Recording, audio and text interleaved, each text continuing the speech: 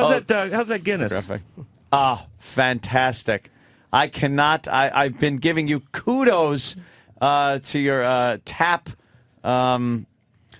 rigging. Lazlo put the tap and all the gauges, the pressure tanks. What, he set it up and for everything, you? and set it up in my house. You know how to set that up? Yeah. Well, I did it at my house years ago, and then friends started enjoying beer on tap at my place. Yeah. Like, can you do that at my crib? But I've never done Guinness before, and it's funny when you come over to Anthony's house and he's not there. Everybody acts like his posse. And so I roll in, and Anthony's just arriving at the airport, and so Danny comes to the door, and he's like, "You never been downstairs before, have you?" And I was like, "No, I've hung out around the pool and stuff like that." And he's like, "Yeah, it's nice when Anthony's not here. Then I can sort of show the place around like it's my own." So then we roll downstairs. He's like, "Here's the fucking theater, bitch." It's nice to pretend like it's your own Cribs episode.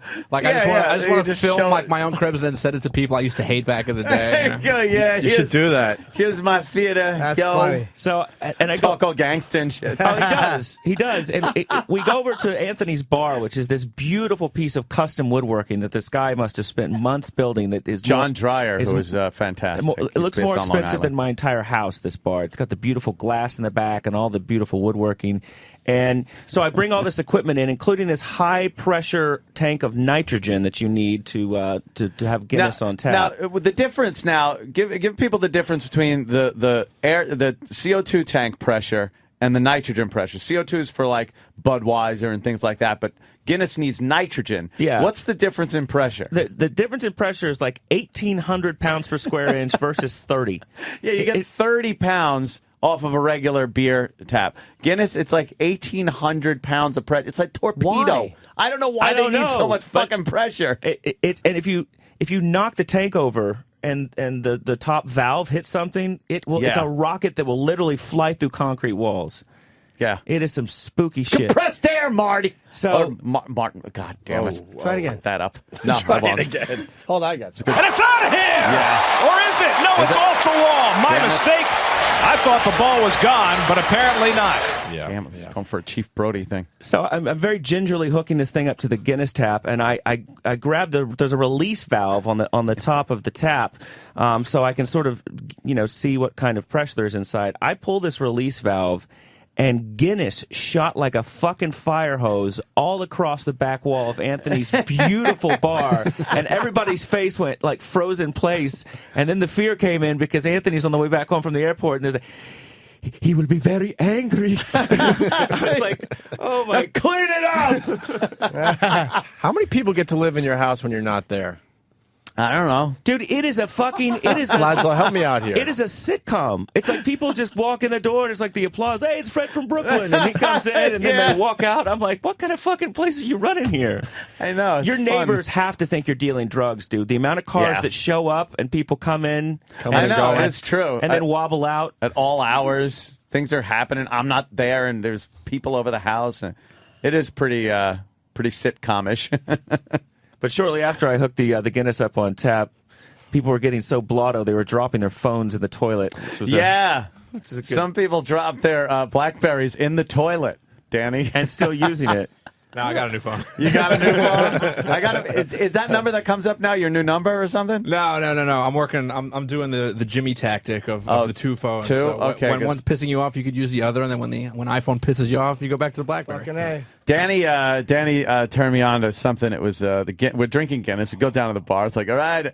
First of all, he tells me that we're gonna wear the rug out. You're gonna like see the carpeting downstairs get worn out from going down for beers and coming back upstairs. Because it just so happens that you end up when you're over at Aunt's house, you end up chilling on like those like kitchen island, and that just happens to be where people congregate. So to get another drink, you have to go down the stairs into the basement. But why don't you do what the bars do and run a line from the basement? Nah, we want to keep it down in the Well, basement. then you should run one line up into the kitchen. That's obviously going to happen. Next to the sink. I bet you midsummer you're going to be sick of going downstairs, and it's going to happen. No. And then you run one outside. Might have to put one on the cabana. So, but Danny represents you like a true posse. He's fucked up, he'd had numerous beers, and I'm trying to get everything hooked up, but I didn't have all the parts for the Bud Light because you've got 2 different taps. And I was like, I'm going to get the Guinness today, but I've got to go, to welding supply store and get some more compressor regulators and so forth. And Danny's like, "What the fuck?"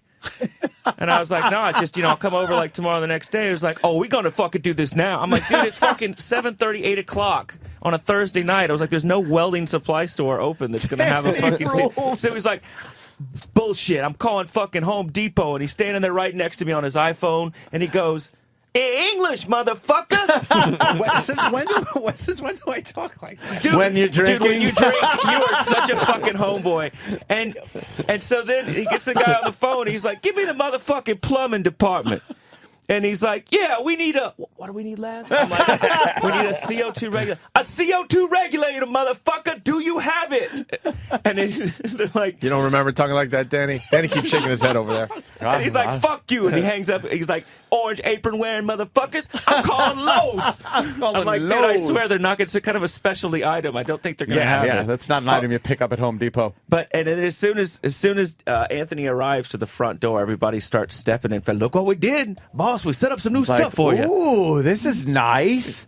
Let me see what you guys did to my house. Nice. The Guinness and the Jack Daniels was what was completely obliterating that night. Yeah, I hadn't had that in a while. It was probably... What, you were double fisting? Yeah, well, no, I was putting Jack in the Guinness. Oh, Jesus. I know, I poured out a nice Guinness and everything, and Danny goes, "You got to put some Jack in that." And I'm like, "But I like the taste of Guinness. It's going to fuck it up." He goes, "Nah, just a little bit. Sweetens it up a little bit." So I'm like, I'll give it a try. So I dump a little in there. I'm like, wow, that does taste good, but I could tell you could have one of these. You have one, and that's it.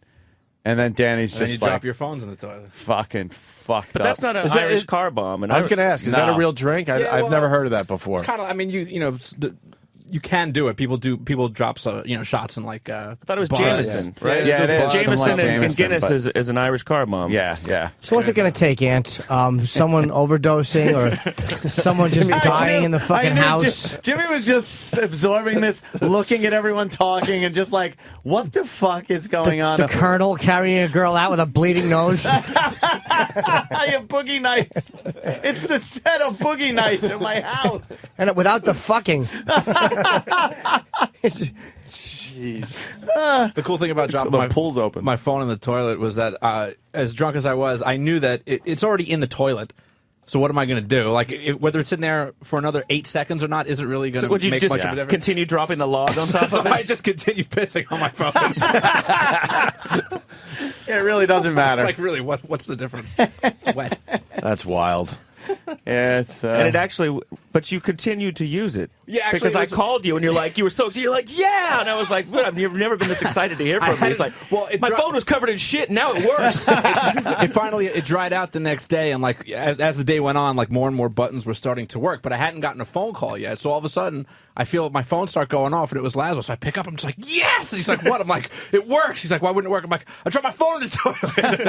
And it still works. I learned the hard way when you dump it in a toilet or a puddle, take that fucking battery out immediately. Did you do that? Yeah, I did. I went through. Because if you don't, you fry protocol. up. Can't do it on you iPhone, fry it up, dude. It actually worked. It's the only thing that didn't work was like some of the buttons on the keyboard didn't work, but it was like really key buttons, like like the back button and the trackball, like pressy in buttons. Pressy in button. What do you call that? Stupid pressy in button.